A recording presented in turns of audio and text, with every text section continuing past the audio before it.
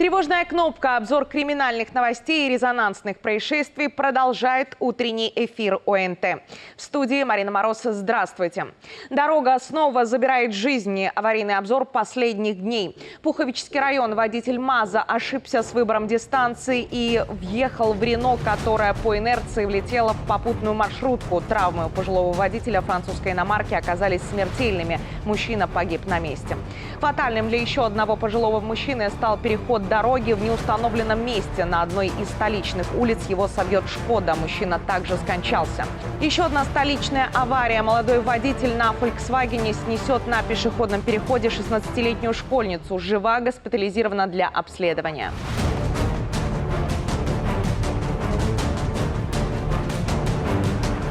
А вот в Витебском районе 12-летнего подростка спасти в аварии не удалось. Мальчик погиб после того, как машина, за рулем находился отец ребенка, врезалась в лося, который внезапно выбежал на дорогу. Водитель выжил с травмами, его увезли в больницу. В сети появилось видео еще одного столкновения на дороге с диким животным. Автоинцидент произошел еще 9 сентября в Минском районе. Мужчина выехал в столицу из Фаниполя, но лось внес коррективы в маршрут. Чудом мужчина выжил, успев резко вывернуть руль и лечь на коробку передач. Отделался незначительными травмами, испугом и ремонтом машины. Трагедия произошла и в Чаусском районе. Женщина погибла, упав в костер.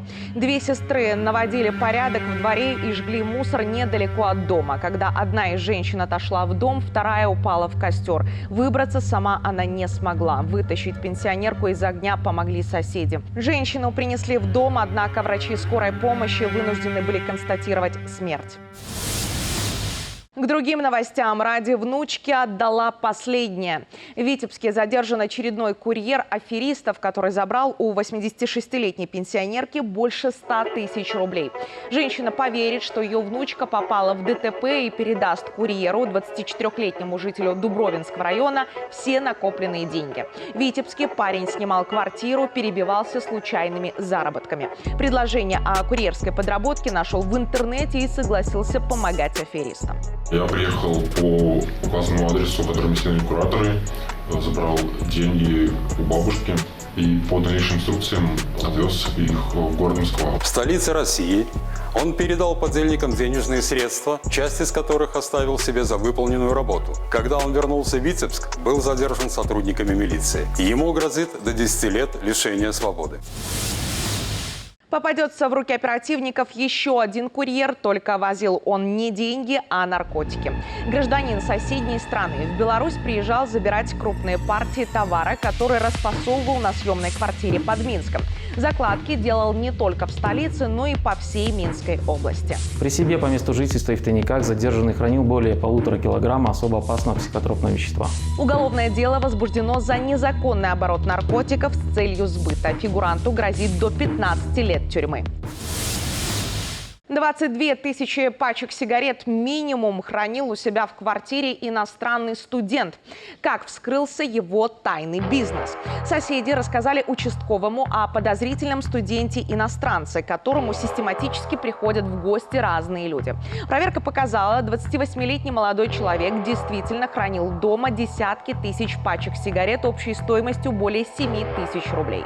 Указанная табачная продукция могла быть опасна для употребления, так как не проходила соответствующую сертификацию. В отношении мужчины ведется административный процесс.